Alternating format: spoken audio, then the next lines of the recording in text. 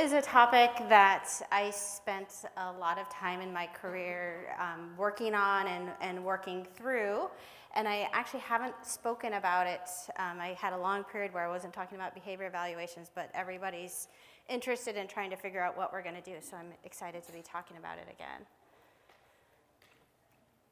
So this is kind of what we're going to go through, talking about background and basics. Some of these things will hopefully be things that all of you already know, but I just want to make sure we're setting the same framework and we're all on the same page. And then we'll talk about some of the research that's come out over the past 10 years or so, and then start talking about where do we go from there. So starting with background. Why are we talking about this? Why is it so important to us? It's important to us both from the standpoint of this adorable boxer was aggressive to humans, and we had to decide whether he was safe to place in a home, and he was a highly desirable type of dog, but he had some very concerning behavior, and we had to decide what to do in terms of his risk to our community. So we have to think about the bite risk, but we also have to think about the emotional toll of aggression and aggressive behavior and behavior in general. We're not just talking about aggression here. Separation anxiety also has a huge impact on adopters. So we're talking about these things that can have physical consequences, but can also have emotional consequences. And I don't know about you all, but I know as myself, as someone who've had lots of dogs over the years with problems, the emotional consequences have been a lot more challenging for me than the physical consequences of every so often maybe getting bitten by one of my foster dogs or one of my own dogs. So starting with background, this is some work that I presented at the Veterinary Behavior Symposium back in 2012, and at the time, 88% of shelters were doing behavior evaluation. All right, and so more background. When we first, well not we, but when personality was first beginning to be talked about, it was with people like Hippocrates and Aristotle, and they identified 4 different humors in people that they used to describe personality. And the 4 humors were these 4 different items that they associated with different personality types. And that was a long time ago, and there was actually a lot of evaluation of personality that was done even before that. But we've been looking at personality in people and in animals for a very long time. We've been looking at it, but how accurate are these personality tests? When it comes down to it, many of these personality tests are actually very reliable and valid and have a high degree of accuracy. And when we've been looking at human personality for so long and I don't have a personality assessment that I can give you and guarantee that you're going to be the right person for the job I'm hiring for. And so if we don't have that in humans, how can we expect that we're going to be we can wish that we're going to be having it in dogs, but how can we expect that we will? What we really want, one of our jobs in terms of working in and with animal shelters is to protect the public from disease and danger. And this is a really old picture that talks about what they did or illustrates what they did back then, but that's still something, it's our history, but it's still something that's important to all of us. And also part of our history, and also something that's still important, is protecting animals from abuse and saving lives if we feel it's appropriate. So that's a super brief history of sheltering. History of behavior evaluations. This was the first study that I found looking at evaluating the behavior of shelter dogs. And this was done by Joanne van der Borg, published in 1991. But this was a project that looked at things like aggression, fear, obedience, and separation anxiety. And it was done in the Netherlands, and they did a formalized behavior evaluation and compared it to staff evaluation or staff's feelings about the particular dog's behavior. And this was on 81 dogs. How many of you have heard about this particular study? It's an old one. And so this is some of the results from the study. So they looked at the prediction of potential problem behavior, looking at a bunch of different items. This is a long test. I believe it took about an hour and a half to complete, if I remember correctly. And they looked at the T means that was the test result.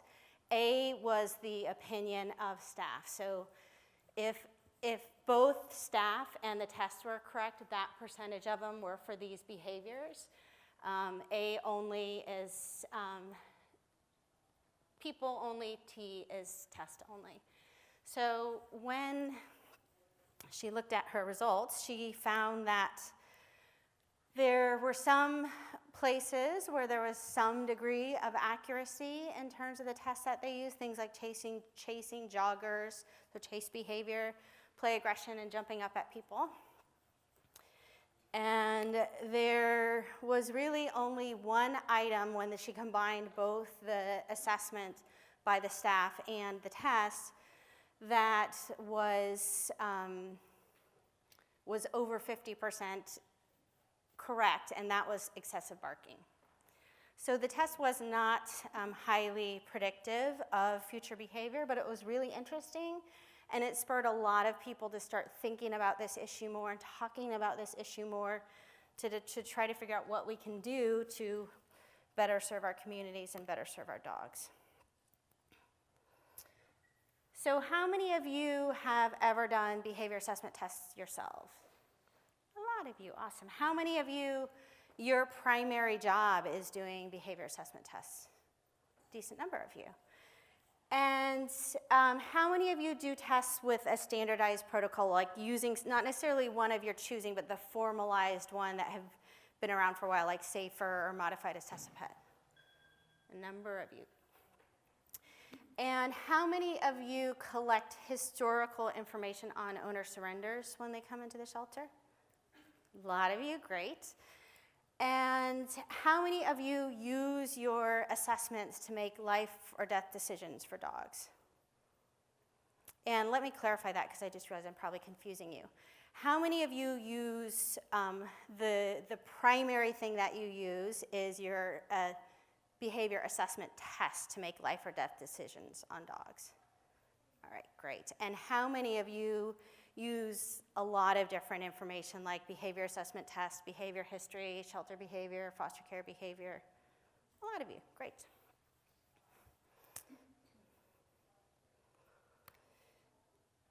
So this is me many years ago, and this was my dog, Guapo. And I had been doing behavior assessments for quite a while. This was one of my primary interests back in my residency training program at UC Davis and before my residency training program. And I looked into this a lot. And then when I moved to the Center for Shelter Dogs, we did a lot of research because we were looking at the behavior evaluation that we were using at the time, Match Up 2, to try to validate it as a useful tool for shelters. So something that I've been looking into and spent a decent part of my career looking into in terms of trying to help us figure these dogs out. And I just talked about this a little bit, but when we're talking about assessments, obviously there's lots of different types of assessments that we can do, but what we're going to be focusing on today are these battery tests. All right, so I want to get some information from you all in terms of what are some of the challenges that you see and that you have with doing behavior evaluations, or are there no challenges at all? Talking about just this one-time test. Tether interference. Sorry, I couldn't hear that. The tether affecting behavior. The tether effect of the behavior, that's a great one. Food guarding. And when I say food guarding, I'm assuming you're talking about all the research that's been out and whether food guarding is accurate or not. Anything else? Dog to dogs and evaluating dogs to dog and how challenging it is. And do we evaluate them in play groups or do we evaluate them on leash, or what do we do? Time restraints, how much time you have with them. Time restraints, that's a great one because we want to get this information that is potentially going to be really valuable for it, but we don't have time to do the evaluations. The artificial environment of the shelter. The artificial environment of the shelter and the stress it causes, that's great. All right, in the front. The honesty of the surrender. Yeah, the honesty of the surrender, that ties in more to the history piece and the accuracy of the history piece, but that is an important one too. And that topic is something that I did research on during my residency, and as well as have lots of experience in learning about it. And some people are always going to be dishonest. My research showed some of that, but also my personal experiences have been that so much of how the majority of people talk to us is related to how we establish relationships with them and how we talk to them and whether we're showing that we're caring about them versus not, and that makes a huge difference. Well, and going along with that, it's interpretation, what they're interpreting the behaviors to be versus what's really happening. Yeah, so interpretation of behaviors versus what's really happening, and that's super, super important. And also labeling of what we or other people call things, because there's no agreement on that amongst us who are educated, let alone the public. Whether or not there was a veterinary evaluation prior to, that can play a role. For everything that we do plays a role, but a veterinary evaluation looking at whether the pet is experiencing any other medical issues that might be influencing behavior.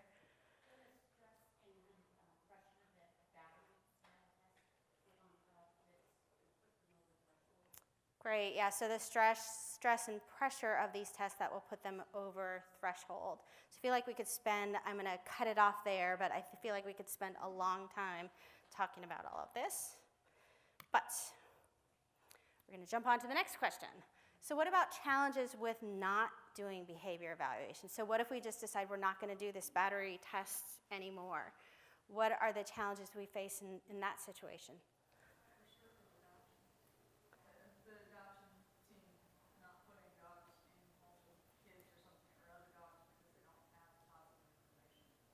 Yeah, so if the adoption team doesn't have information about these dogs, then they don't have information to try to help to match that dog to the best possible home, and it's potentially higher risk in terms of who we're placing out. It's like a risk to staff and potential volunteers interacting with the animal if they're not aware of certain potential resource guarding or dog activity that might have been observed. Yeah, so risk to staff in terms of not being aware of things and being surprised by something that is potentially very dangerous to them. That's a good one.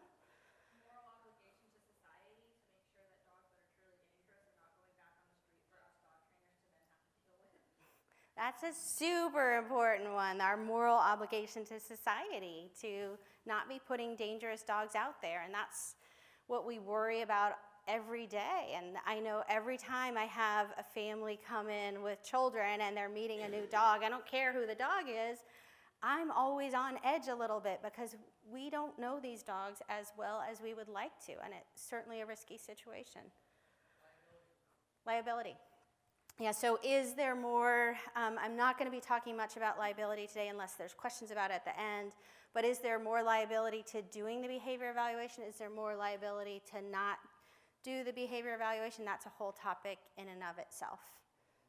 All right, great, thank you. I'm going to move on from this, but great suggestions and answer. So we come down to, is this dog safe to rehome? And is a behavior evaluation going to tell me more about this particular dog versus not? This particular dog is Penny. Penny was a tiny little Schipperke mix who had lots of behavior evaluations. We used to use an evaluation called Matchup 2 where the dogs would get a point level based on their behavior. How many of you are familiar with Matchup 2? A number of you. Penny was our highest point, and points are not good. That means it's a more challenging adoption. She was our highest point dog ever while I was at the Animal Rescue League of Dog, despite her size and despite her cuteness. And we had to figure out whether this dog was safe to rehome. And actually, Penny did get rehomed, and Penny passed away about 2 years ago of not behavior-related causes. And her owner is a Facebook friend of mine and someone I keep in touch with very well. But she was an example of a dog who had some super challenging behaviors, but in the right environment, she did really, really well. She was adored. So I want to get some information from all of you in terms of our background, in terms of behavior issues and problems and things like that. So I am going to ask anybody in this room who has a dog or dogs to please stand up. Stand up, get some movement, trying to keep you awake here. All right, so we have everybody standing who has a dog or dogs, which is a lot of us.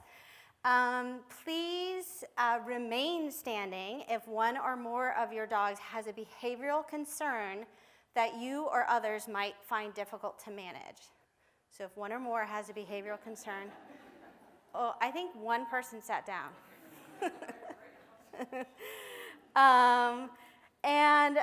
Next, sit down if you got your pet from a shelter or rescue, so the one you're talking about who has a problem.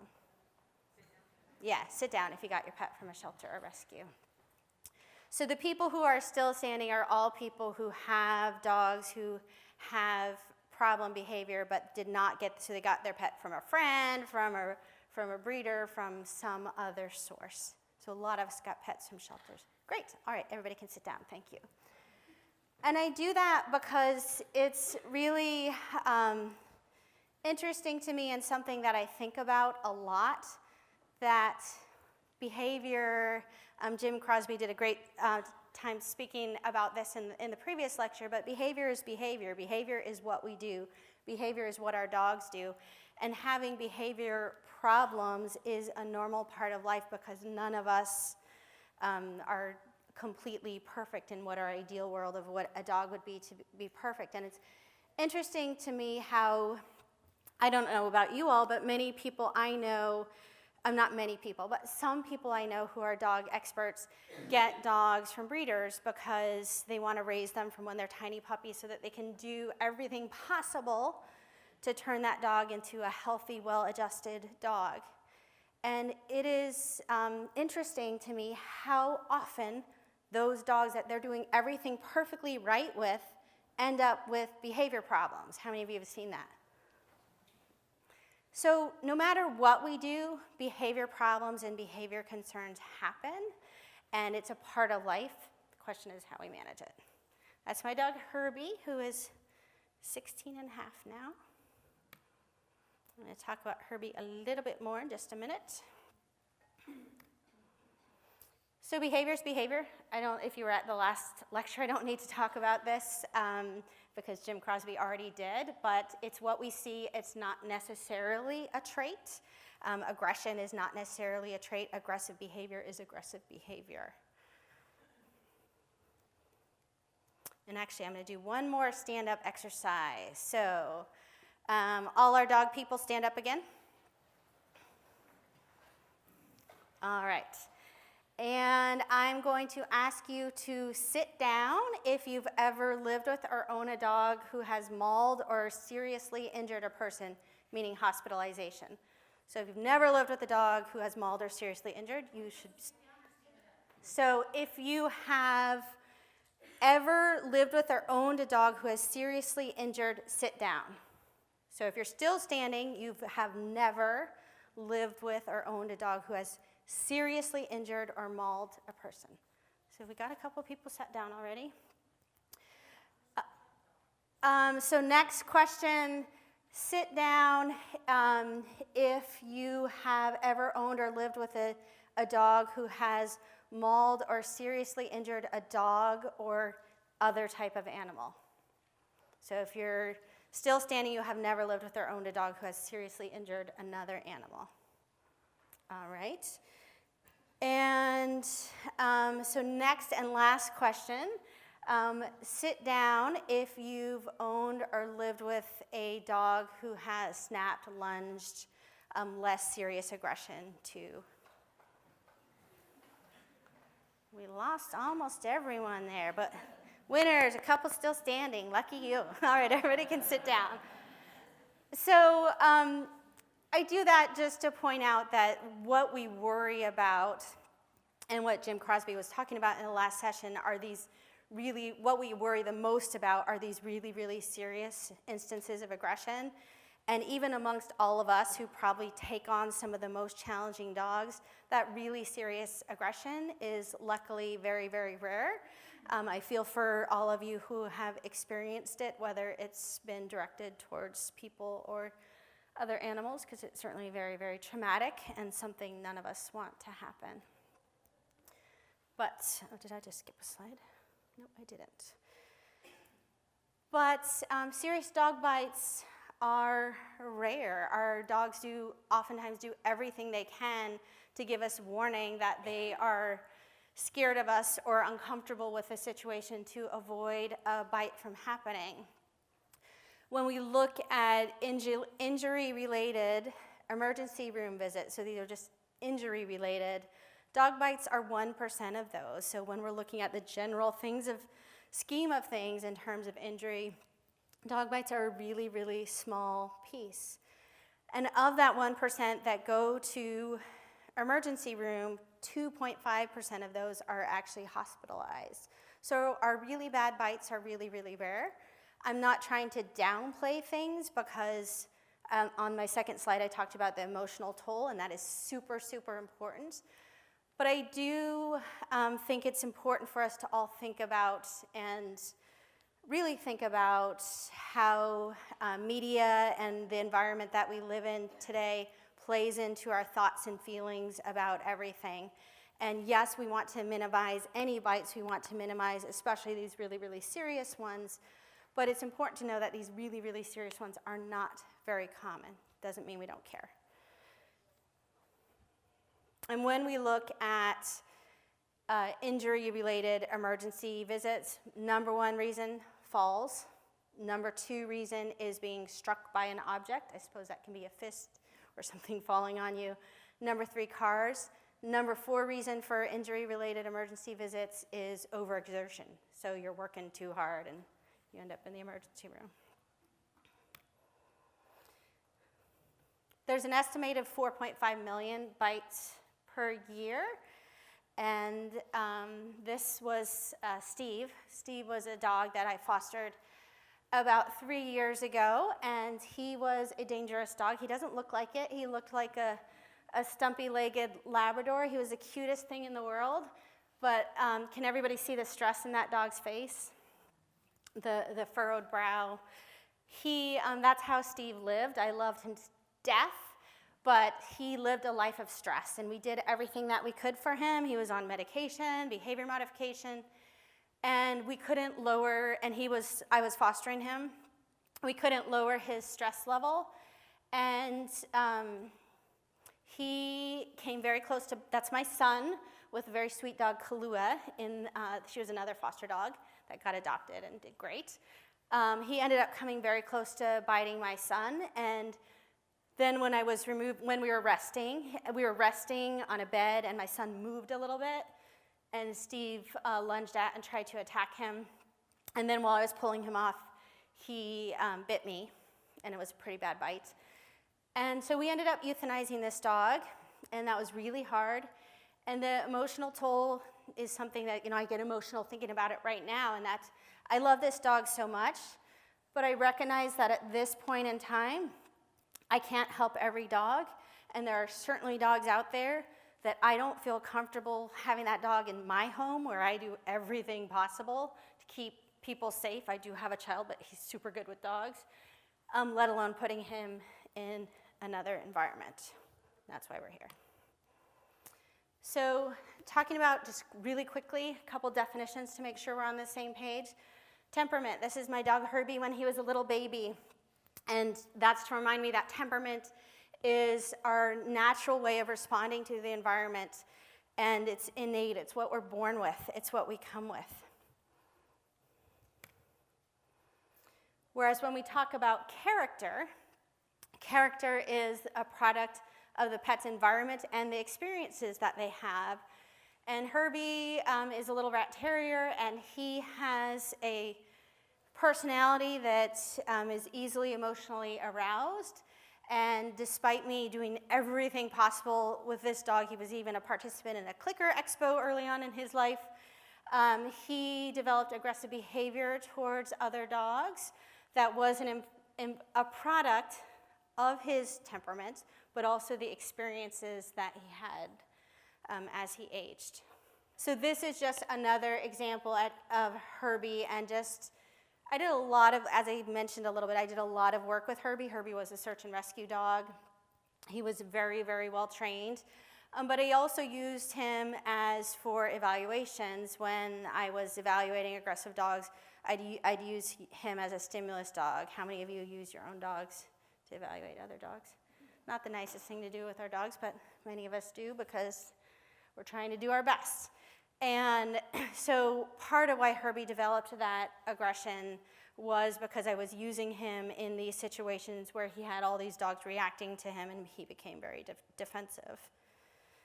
And so that behavior intensified over time and then went down as he aged, as I worked with the problem and taught him alternate behavior. So by the time he was 2, he had no aggression unless he was in a very unpredictable environment.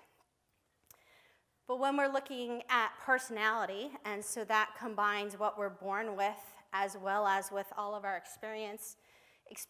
This is Herbie now at 16 years old. And Herbie is reactive to other dogs again because he is almost blind, he's deaf. So he can't hear me, can't see me very well when I'm trying to give him cues to look at me instead of reacting to that other dog. So that reactivity that is part of his temperament is still there, and because things and experiences and physical conditions change over time, he changes over time, and that's personality.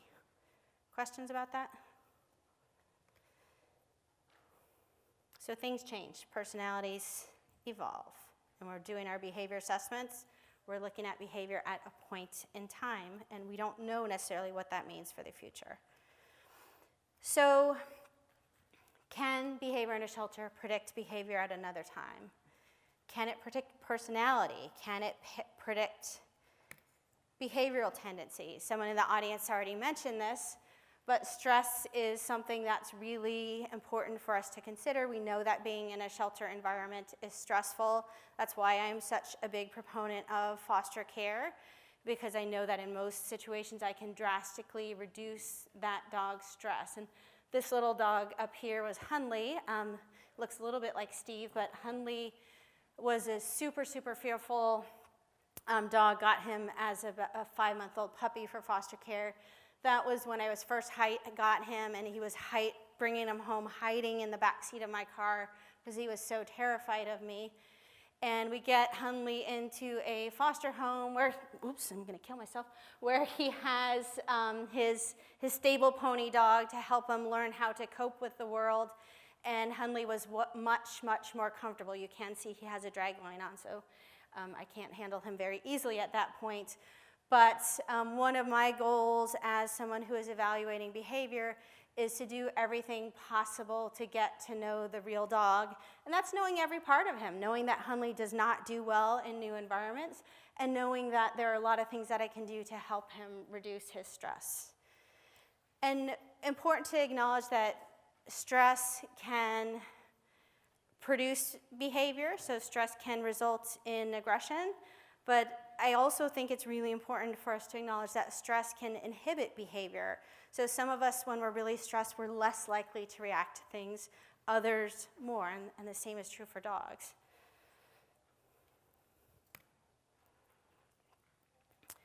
So looking at the effects of stress on the shelter environment on behavior, hopefully we've all seen the research studies that show that cortisol, a stress hormone, increases as dogs enter the shelter. And new research that I'll be talking a little bit more about tomorrow, but that shows that our cortisol levels go down when a dog is sent out to foster care. How many of you seen Lisa Gunter's study that came out in the past week or so? All right, we got a couple of you, awesome. So I'll be talking about this again tomorrow, but going to foster care does help to reduce our stress. This was a short-term fostering situation, and when the dogs came back to the shelter, their cortisol levels went back up again, didn't get higher than they were before they left, but getting out of that environment for the majority of dogs did help to reduce their stress levels. Foster care, foster care, foster care. So standardization of tests, doing tests in the same way. Let me see if I can get this video to play.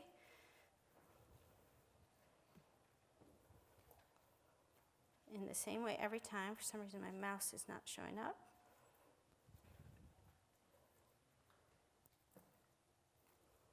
In the same way every time. And turns out I don't have audio, but that is fine. Is an important item for us to think about and consider when we're doing evaluations. This is Shirley.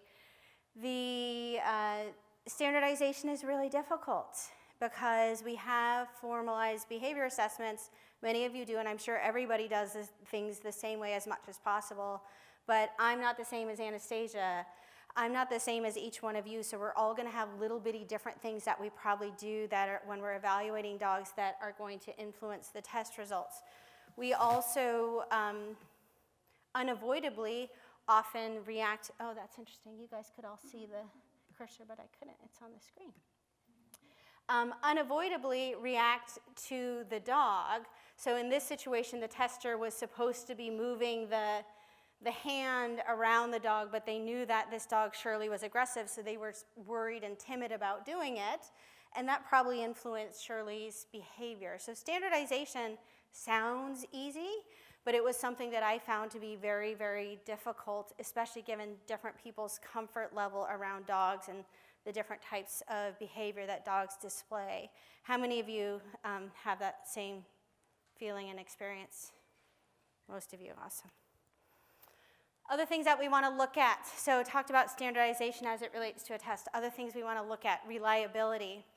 So we look at test, retest reliability. So when I evaluate Homer today and I evaluate him a month from now, ideally, if I have a good test, the results would be the same.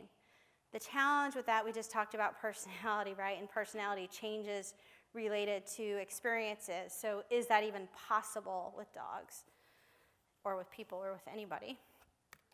Depends what we're evaluating. The next type of reliability I want to look at with my behavior evaluation test is intra-rater. So if I am evaluating a video of a dog today and I'm evaluating that same video of the dog, so I'm taking the dog piece out, that same video of the dog 2 weeks from now, is how I evaluate that video the same? In many cases it's not, and that can be something that is difficult to achieve, is us even scoring things the same. Because if I had a bad day, I might be grouchier than usual and be a little harsher in terms of how I score, the opposite. And then the last type of reliability to mention is inter-rater. So if I evaluate a dog versus this gentleman versus this other woman, do we all evaluate the dog the same? So lots of different things we need to look at in terms of the basics of our test and how we do our tests. And if you are doing evaluations and using evaluations, I do really encourage you to be looking at things like your intra and inter-rater reliability, because if you're doing them, you want to be doing everything possible to make sure that your team is being consistent in the way that you're doing things. So reliability is important, and without reliability, it can be really challenging to be getting predictive information.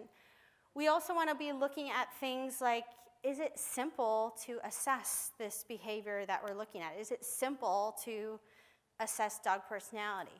We all know the answer is no, right? Otherwise we would not be here. But when we're talking about things like temperature, that's a pretty good evaluator of a parameter, because we put a thermometer and we get a temperature. But even that can be influenced by external environment. So usually a temperature is going to be a sign like of a fever. But how many of you did what I did, was when you wanted to stay home from school when you were a kid, you tried to put your thermometer under a lamp or something else that was really hot so the temperature would go up so you could stay home. Anybody else? So even a thermometer, which we think of as something that is super, super accurate, even a thermometer has its challenges. So when we're evaluating behavior, this is my dog, Mister, and at the time, I think you'll see some pictures of him later where he's a lot chubbier. At the time, he was starving, and he ended up being food aggressive on his behavior evaluation. And I have no question that because of the dog is now 10 years old, but that a big part of why he was aggressive was because he was starving at that time and he was more hungry than usual. So when we're looking at the tests that we're doing, we also want to look at face validity. So on the face of things, when you're just looking at this test, does it look like it would be an accurate predictor of a dog's personality? And I love all these internet quizzes that propose to tell you how Irish you are or how whatever you are. These are things that face validity, hopefully everyone agrees, is pretty low. But as we get to more real and more scientific type tests, it gets a lot trickier in terms of figuring out us all agreeing on what is important to assess, because we don't even know that the things that we're assessing nowadays are what we really should be assessing to best get to know a dog. These tests were developed in a lot of cases to screen out aggression, but there are probably a lot of other things that we should be looking at, things like impulsivity, and we can talk endlessly about that other things we probably should be looking at when we're assessing behavior. So validity. Validity is a big part of our assessments, and we want to know if a test is valid. We currently do not have a validated behavior assessment that I know of that is being validated in multiple ways, that is being used. This is another type of validity, content validity. So this is the veterinary behaviorist exam, and we developed different portions of our exam. This is available on the web. Based on a job task analysis and what we do in our roles as veterinary behaviorists. So I'm as confident as I can be that with this particular test, that content is valid and representative of what a veterinary behaviorist needs to know. Another type of validity is criterion validity. And criterion validity is evaluating that assessment with some type of a gold standard. So in this particular situation, our gold standard is who actually won the election. And if we're looking at the validity of this poll related to who actually won the election, it's not valid. Does that make sense? All right. Construct validity, looking at whether what we're looking at things accurately. Are we evaluating what we think we are evaluating? So this is my dog Cinco years and years ago, and we were looking to evaluate sociability in Cinco. And this was using a standardized test. What do you guys see, Cinco?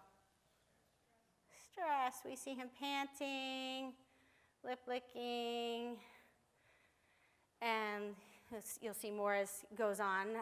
And if we knew that this assessment of sociability was a really good assessment of that factor, sociability, then nothing else should really come into play. But turns out that this dog was really, really scared of slippery floors. And if you put him on a slippery floor, he'd just pant and pant and pant because he didn't think he could move.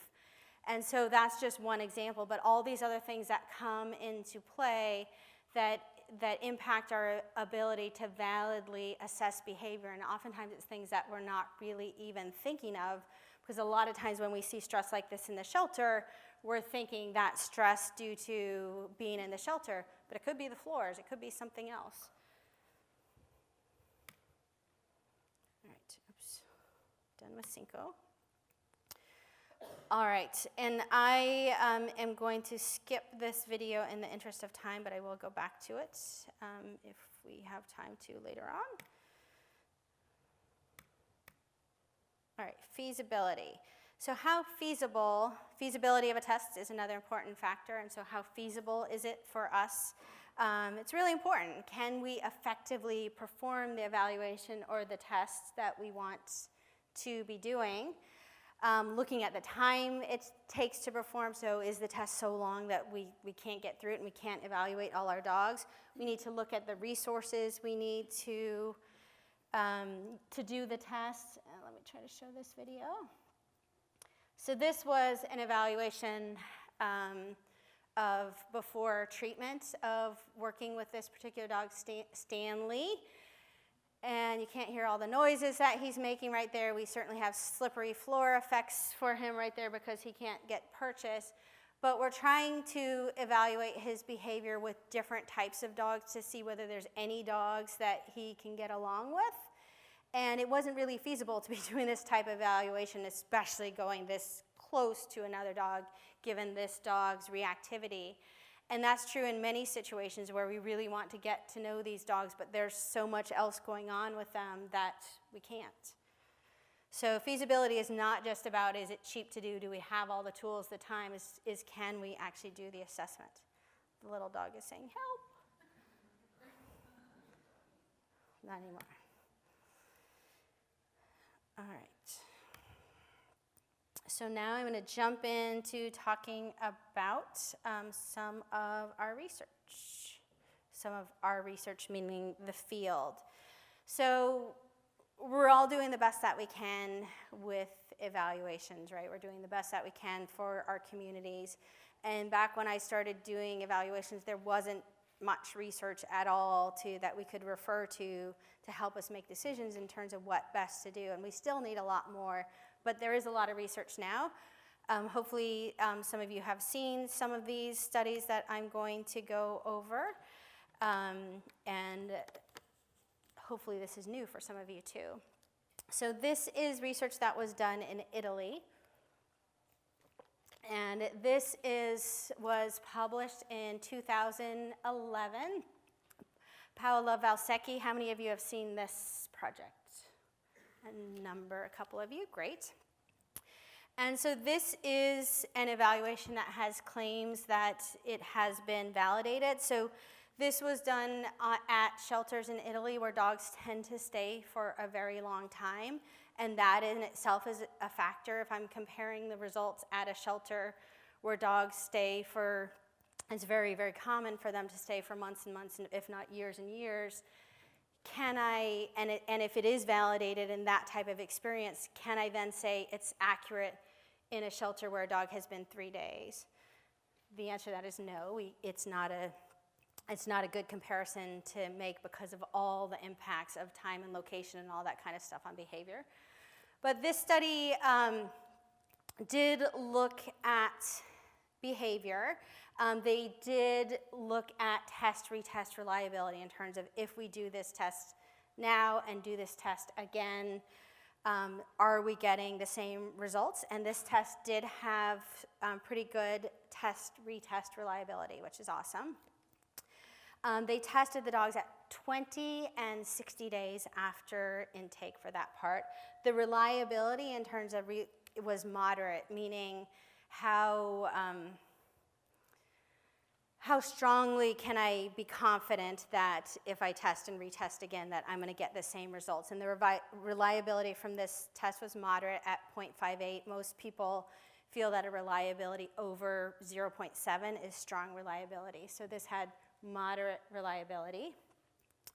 And the test also had discriminative validity in that it helped them to discriminate between dogs who had been confiscated by police for biting versus dogs who primarily had fear behavior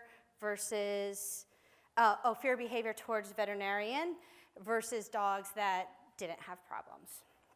So it was validated in that sense to discriminate between those 3 different groups. But I just talked about a couple different types of validity, and I didn't even talk about all the different types of validity. So this test has shown results in certain types of circumstances, but it's not a test that most scientists would consider validated to be used everywhere and us to be really confident of the results, unfortunately. All right, and that's just highlighting even what the author said about the study is, and this is what all our behavior evaluation studies say, and that is further studies are needed to address issues because it's such a challenging situation. The next one we're going to talk about is Kelly Boland's 2008 study. How many of you have seen this one? A number of you, great. So this was an evaluation. This was a huge project for Kelly, and she looked at and did evaluations and a comprehensive evaluation on 2,000 dogs. So it was a huge project using a modified assessment where she compared behavior history, the performance on the tests, behavior in the home after adoption, as well as demographic variables, so things like sex, breed type, age. Based on the behavior history, so 1,900 dogs, or 1,911, I think, had behavior, were owner surrenders and had behavior history, so most of the dogs she evaluated did. And the prevalence of aggression in that sample based on surrendering reports was 11%. That's something that's really important to remember because the prevalence of a problem really ties into our ability to identify it. And of those, so it was 2017 dogs initially that participated, but some of them got screened out. There was a 61% pass rate on her evaluation. I just want to get some information from you all out in the audience who do behavior evaluations in terms of how many have about a 61 pass rate, how many of you have less dogs pass, how many have more. So how many of you would estimate you have more than 61% of your dogs passing your evaluations?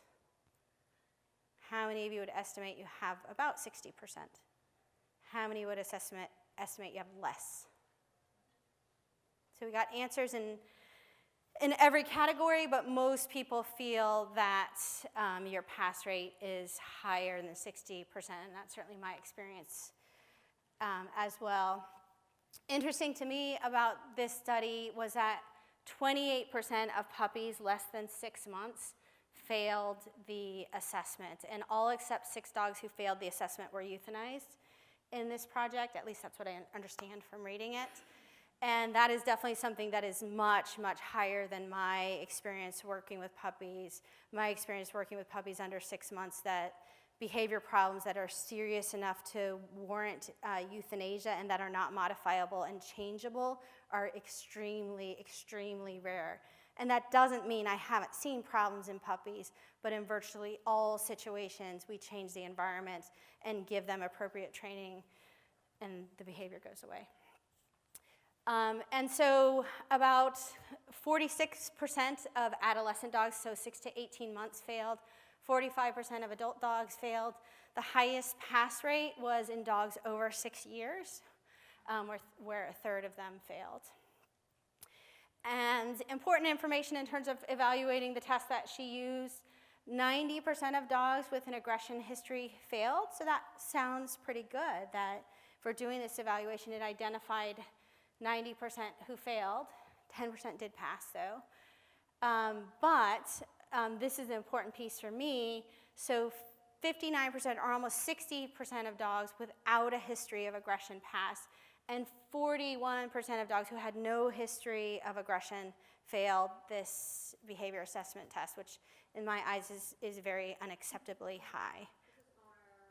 This is owner-reported aggression, so owner history. So she collected a detailed owner history. I don't know, was it interview, whether was it on paper? I don't know the answer in terms of how that behavior history was collected, but that's a good question. And the other piece that's important to know is that the evaluator, the person who did the behavior evaluations, knew which evaluations the dog had a history of aggression. So if the dog had a history of aggression and owner surrendered, she knew that when she did the evaluation. She didn't know the severity of the aggression, though.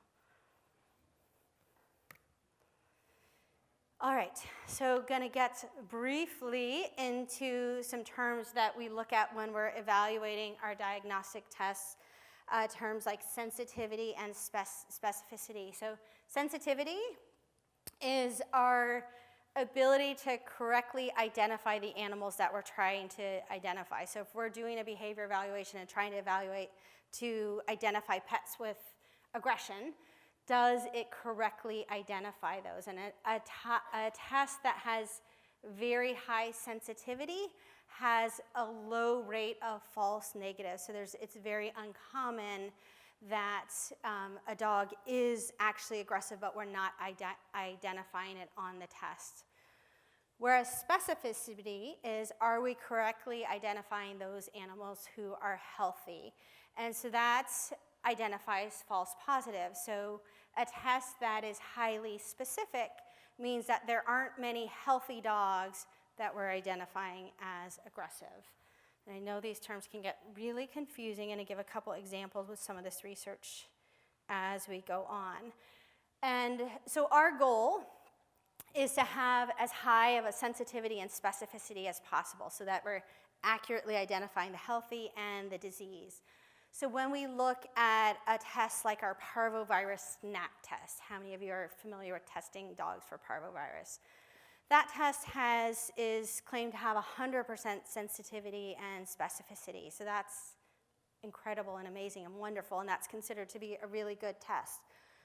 When we look at something like feline leukemia, and the feline leukemia virus can be harder to test and identify and be sure that the cat actually has that disease, that test still has very good and high sensitivity and specificity in that it has 93% sensitivity and 97% specificity. Still a very good test. In general, over 90%. I'm super, super happy. But what Kelly found with the assessment that she did, and this is just looking at the behavior evaluation, her sensitivity and specificity was much lower. There were some, it's related to the 90% that I mentioned earlier. This is a little bit lower, but of dogs with aggression history, this test on average would predict that 82.5% are likely to fail. So we're likely to accurately identify 82.5%.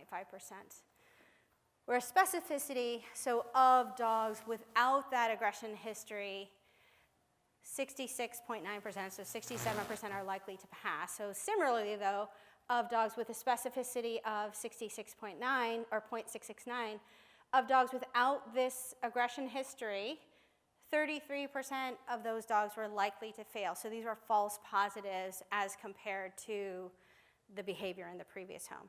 And once again, that's what it was compared to in calculating this, and hopefully we all know that we don't know that behavior in that home is going to behavior. So they're kind of using behavior in the previous home as the gold standard, but we don't know that behavior in that home is going to predict behavior in a future home because there's so many environmental variables that are going on. Questions? All right. So the next study so that was Kelly Boland's project, and so she did an incredible amount of work to learn that the tests did tell us some things, and it did have some degree of sensitivity and specificity, but there are certainly a lot of challenges to it. One of the really good things about Kelly's research is that her research was done in a shelter, because a lot of this research on behavior evaluations is not even done in a shelter. And if we're trying to evaluate behavior in a shelter, that's probably where we should be doing our research, unless we don't think it's right to be evaluating behavior in a shelter. So this next project is Dr. Sarah Bennett's work during she's a veterinary behaviorist, and this was during her residency at Purdue University. And in this project, she recruited dogs from the Purdue Behavior Clinic as well as the Purdue Community Clinic, which just sees dogs for vaccines and routine things. So to recruit dogs for both dogs with a history of problems and aggression, as well as dogs with no reported history of a problem. And her test, as well as Kelly Boland's test, her evaluations of the test did not show great results. So she evaluated all these dogs using both the modified Assess-A-Pet as well as a SAFER test, because she wanted to look at both of those tests. And she found that for SAFER, there was a 0.60 sensitivity and 0.5 specificity, so really pretty not good. And for the modified Assess-A-Pet, it did do better than the SAFER test, but the modified Assess-A-Pet found a 0.73 sensitivity and a 0.59 specificity. So if we look back to Kelly's, about the same but less positive results in Sarah's study, in Dr. Bennett's study, than in Kelly's study. And she also found that correlations between a dog's behavior history in terms of having aggression versus not having aggression and the evaluations was not good at all. So didn't find good results in terms of the validity and usefulness of these behavior assessment tests on these owned pets. Oops, and I put the numbers right there for you to see. All right, and then this is another study that Dr. Bennett did, and this study, a lot of us, we want to move animals through the shelter as quickly as possible, right? We want to get them out of the shelter. We know it's stressful. We want to find them homes. So there's always debate out there about when do we do our behavior evaluation, but because stress changes over time, is there an ideal time to do our behavior evaluation? How many of you have that question? How many of you do behavior evaluations on or within 24 hours of intake? How many of you do behavior evaluations before intake? Yay. How many of you do behavior evaluations more than one day after intake? So big mix, but it looks like the majority do more than one day. And so in this study, they compared the SAFER test on day 0, so on intake versus day 3. And the test found that dogs are stressed, and when dogs are stressed, we're not going to be getting good results on our evaluation. So their conclusions from this particular project were that the aggression varied, and there were no clear patterns. The reliability was really very variable for this particular test. And the recommendation based on this is to evaluate dogs for stress, and don't just do all dogs on day 0, don't just do all dogs on day 3. Evaluate your dog's stress level and avoid doing evaluations in severely stressed dogs. Something we all kind of know, but the research confirmed it. All right, and this next project related to a comment someone else had about food aggression. This was a study we did at the Animal Rescue League of Boston. Anastasia Shabalonsky is in the audience, who was an amazing help on this project. Looking at food-related aggression, and there's really 2 studies that are out there, one that the ASPCA published a little bit before ours. Our particular study, our original intention of this project was to look at the effectiveness of our follow-up on these dogs who we sent to homes who had a history of food aggression. That was our goal. The reality was that there was so little aggression or behavior that people perceived to be problematic in the home that we had to change what we ended up doing with this study, and so it turned into this. This study did not look at sensitivity and specificity. It only looked at the food aggression test, and it did not exclude dogs based on breed or breed type. The number one breed type in our study was pit bull type dogs. I'm trying to remember see if I have notes here about the percentage. I don't. I think it was either 8 or 15% of the dogs in this project were dogs that were physically identified as pit bulls. And then the two most common types of dogs after that, I apologize, I cannot remember right now. But we did accept all dogs and potentially put any dog up for adoption who had a history of food aggression. We did not do behavior modification in the shelter on these dogs. When we looked at the behavior that the dogs displayed, so of the dogs, there were 77 dogs that were in this study that were a control group that had no food aggression at the time of adoption. 20 dogs were deemed food aggressive in the shelter. Of those dogs who were deemed food aggressive, 50% of those dogs had bit the rubber hand during the behavior assessment. 15% of the dogs had snapped or lunged toward the hand during the assessment, and 35% had growled or shown teeth. So there was a wide range of behavior in terms of what the dogs actually did during that assessment. And we found that the predictive value of a positive test, so if the dog was positive in the shelter, was it likely to display aggression in the home, was 55%. So 55% who had aggression in the shelter had some aggression in the home, kind of like flip of a coin. Interestingly, when we asked about, did your dog growl, that's where that 55% came from.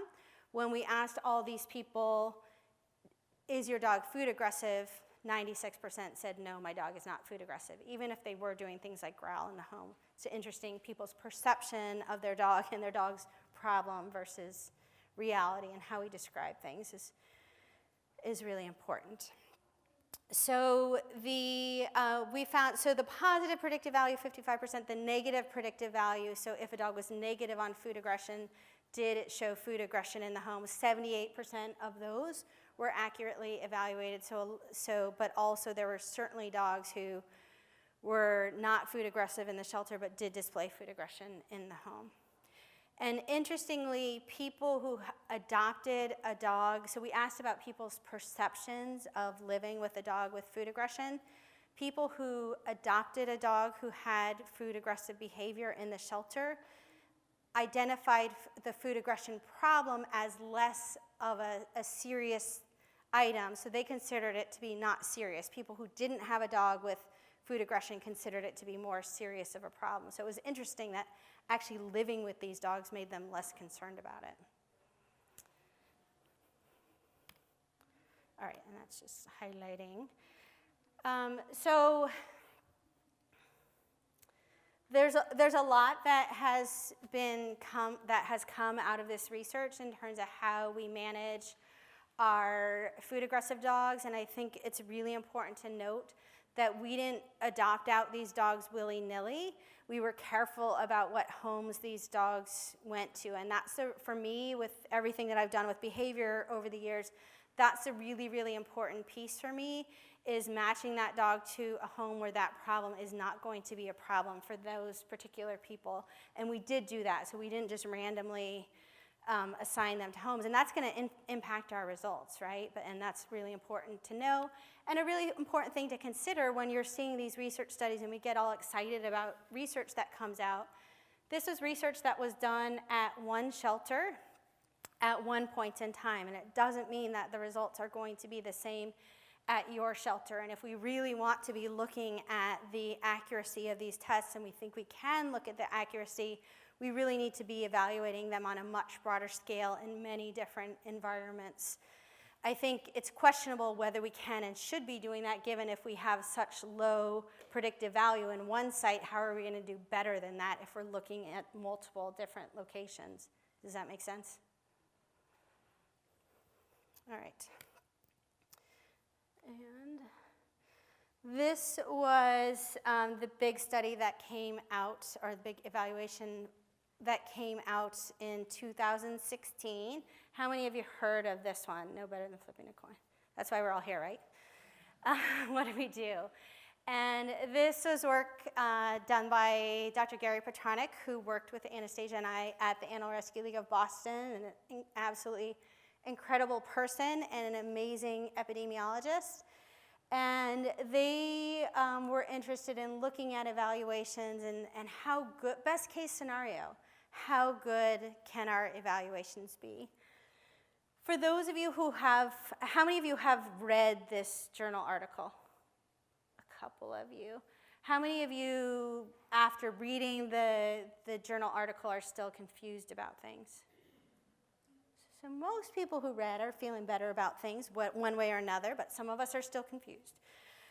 So this article, I'm going to go into the main points of it for some of you who have not seen it because it is so important, was looking at best case scenario. When we're looking at things like sensitivity and specificity, best case scenario, what are we doing with these evaluations and how accurate are our results?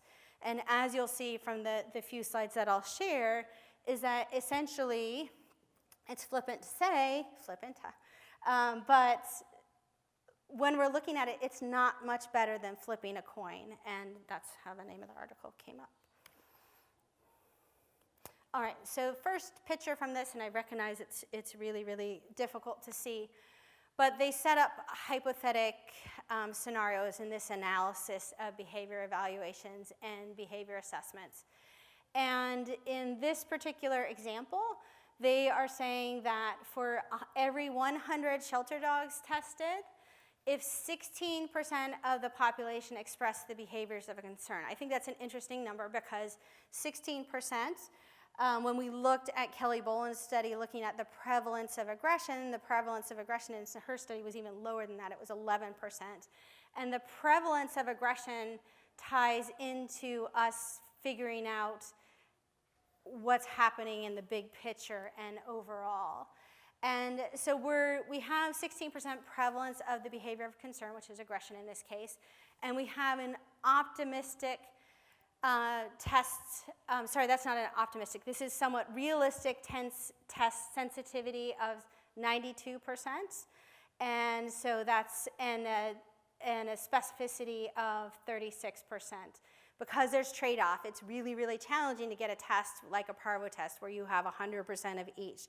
Usually if you have higher sensitivity, you're gonna have lower specificity. So this is an estimate of a fairly realistic test. And so they found that with this test, 16 dogs would exhibit that, so this is over here on the left, that problematic behavior in the home. So 16 of those dogs who were adopted would exhibit aggression in the home. 15 of those dogs would have tested positive for it, so they would have been true positives and potentially eliminated from the adoption pool, if that's what we do. And one of those dogs would have tested negative. So one of those dogs with our 92% sensitivity would have had a false negative, gone to a home, and still potentially had aggressive behavior. Whereas on the specificity side, 84 dogs would not exhibit that problem behavior in the home if adopted. And of those dogs who would not exhibit, 54 of those dogs would test positive. So there's a high level of false positives because of the realities of testing and the challenges. If we want to be really, really good at removing all the aggressive dogs from our pool of adopters, we're also going to be removing dogs who are not aggressive because we're being extra, extra cautious to eliminate any risk. But we would have 30 dogs who tested negative and were truly negative and would get adopted.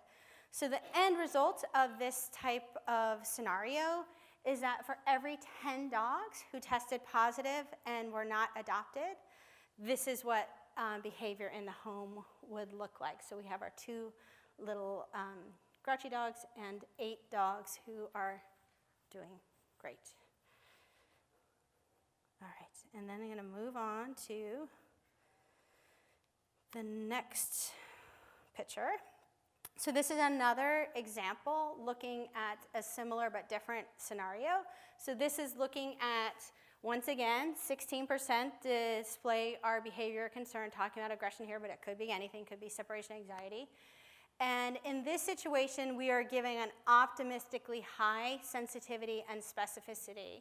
So we have a sensitivity of 85%, a specificity of 85%, so higher than in any of the studies that we've seen. And in this optimistic scenario, even in this optimistic scenario, we still have dogs that are going to be our true positives and would display the problem behavior and are going to be adopted into a home. And we're still going to have dogs like in this situation who are not going to display the behavior in the home and will be tested and will test positive. So in this particular situation, for every 10 dogs who tested positive and were not adopted, this is what behavior would look like in the home if they had been adopted. And hopefully that picture helps to make a little sense of all of this. All right, and I'm going to skip by the next 2 slides in the interest of times. But sorry, let me go back. And this is why they say no better than flipping a coin, because it's basically 50-50 per chance, even with really, really optimistic guesses. All right, I'm going to skip by these next 2 slides, but this is a graphic that's in this particular study. I encourage, it's open access. I encourage you to download it. This is a good one. All right. And so their recommendation based on the work that they did and the hypotheticals and evaluations that they did is to consider, because the likelihood of us, sorry, I see a lot of fanning, it's really hot in here, isn't it? Is evaluating dogs during course of activities that will actually be helpful to them. So through taking them on walks, through foster care, through training them, rather than spending our very, very limited resources on a test that doesn't have a high degree of predictability. People interpreted this study as don't evaluate dogs at all. That's not what they said. They said evaluate dogs, but recognize that this one-time test is not highly accurate and it's extremely unlikely to ever be highly accurate. So a better route to go is through evaluating dogs through the course of our daily activities and interactions with them. And how many of you have seen the ASPCA policy and position statement on behavior evaluations? A couple of you, not many. This is a good one, I feel, to refer to if you're looking at changing what you're doing with behavior evaluations, because it's really scary to change. We have all this information now that tells us that these assessments are not accurate, but what do we do? And especially if you're in a shelter that doesn't have the ability to do much enrichment, to do much one-on-one interaction, isn't doing this one-time assessment better than doing nothing at all? I don't know the answer to that. I definitely don't have the answer to anything. The more I learn, the more I feel like I don't know. But this position statement basically says what the flipping a coin paper says is that we should be using all of our information to help make decisions in terms of placement and management while in the shelter. We can certainly argue that our evaluations are useful. They might not be highly predictive, but do they help us to manage the pet in the shelter in terms of safety? Potentially so. A lot of those things I feel we can do during normal interactions as long as we're documenting those interactions and communicating them. So what do we do with all this? How useful is this information? We now know, so when we learn something different, 15 years ago, we didn't have that much information about the accuracy of behavior evaluation. Now we have a decent amount. We could use a lot more. But now we know that these evaluations are not accurate, and when we learn something different, we should do something different. And for me, that means evaluating dogs in a different way, and I think for most of you, you feel the same way, because the majority of you were using behavior history and evaluation and behavior in the shelter and everything that you can to evaluate behavior and to help. because we still all want to avoid this scenario of making a decision that's going to result in unhappiness for a pet or unhappiness for a person. That's my beloved dog, Diamond. My recommendation is to get to know the dogs in every way possible. And if you're at an organization that doesn't have time to get to know the dogs, first step is to start a volunteer program and a foster program and cultivate your community so that you have foster caregivers you can trust with these more challenging dogs, so you can get them out into a home environment and get to know them better. Getting to know the dogs, developing protocols for what you're going to do and how you're going to do it. Because if we want to do a better job of assessing, we need to be keeping track of things. I really want a national database where we can all enter information about the dogs that we're evaluating that are going into homes so that we can look at risk factors over time and learn from them in terms of what dogs are the dogs that are truly higher risk versus not. So keeping data on things and reassessing over time. And recognizing that dogs don't have to be perfect. I'll say this again in a little bit. But this was Vinny, and this is Dennis. Dennis is paraplegic. Vinny was a super fearful dog that came from a hoarding situation, and Vinny didn't like to be touched. He hadn't had much human contact. He didn't like to be touched. And this gentleman was the perfect home for Vinny because he was a paraplegic. He couldn't touch Vinny. And Vinny, as you can see, loves Dennis to death, and it's a really good match. So this is the slide to remind us that imperfect dogs, imperfect people, we're all imperfect. And in many situations, it can all work out. So being open to change is, if I could say one thing from this lecture, that's what it is. Keeping data and being open to change. These four humors in terms of yellow bile, black bile, phlegm, and blood, as they were previously described, were the ways to evaluate personality. And bloodletting happened because of that in terms of getting out these bad humors so that people could have better personalities and better attitudes. And we learned that that probably wasn't the most accurate way to evaluate personality. And there are some people who still believe in this theory, but in general, it's something that's been discredited. And for anything we're doing, we may, in the next 5 years, do a lot of research in foster homes and find that foster homes are poorly predictive of future behavior. I'm guessing that's probably going to happen. We need to just continually be question, and then making decisions based on that. And remembering that our dogs don't speak English, so aggression is communication. Jim Crosby talked about this a lot, but it's how they use to communicate their uncomfortableness with us. And that behavior is very complex. This is Yellow, another dog that I fostered who was a starvation case. And this dog was aggressive on the food assessment test, but this was also a dog that in my home environment, this dog would not even eat unless I was standing near his bowl. So on a food aggression test, he would bite the hand. At home, he wouldn't eat unless I was standing near him. So stress, behavior is super, super complex. And a cute, grumpy little pug, remembering that personality is personality, and we're scared about all this aggression, but aggression, all these things that we have in our dogs are what makes our dogs unique and exciting and fun, and it's why we love them and why we talk about them. And so doing our best to balance that tricky line where we are doing our best for our communities while accepting that dogs are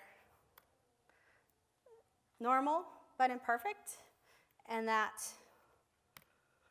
people are normal but imperfect. None of us are perfect. And remembering that not every pet, like Steve I mentioned earlier, wants to or safely can live in a home, and I don't have the answers. I wish I did. I wish I could tell you what to do, but I am recommending at this point in time to use every piece of information possible. I don't do behavior evaluations anymore, other than interactions with a dog during the course of my interactions in a home. So I do a lot of foster care to get to know dogs and to get to know what they're doing. Quality of life is super important when we're evaluating all this and can't be underestimated. And remembering that behavior changes over time. So the evaluation that we're doing today could be different tomorrow. Unfortunately, they can't tell us who is safe and who is not. So if we're investing a full staff person's time in doing these evaluations, is that staff person's time better invested doing something else? And so what do? Keeping them in their homes when it's safe to do so is always my primary goal, so keeping them out of shelters when we can. So when we have a dog who's potentially coming into a shelter who we assess as to be a higher risk dog, doing everything we can to keep that pet in its previous home, unless it's not safe to do so, like a dog with severe food aggression and children in the house. And I am just about out of time. So my last slide is going to be about evaluating risk. This is where I think we really need to go, is risk assessments for our dogs and figuring out ways to evaluate the risk. We don't have answers to that, and that's why I'm really interested in spending more time with people like Jim Crosby so that we can work out ways to have risk assessments. And being honest, most important, is being honest that when I am euthanizing a dog for behavior in a shelter, I am really sad about it, and I'm making the best decision I can at the time, but I am acknowledging that I could be wrong. This could be one of those false positives, and I acknowledge that, and I put the dog's picture on my wall, and I say I'm going to do better next time, and keep learning, and that's why we're all here today. So thank you all so much for joining me.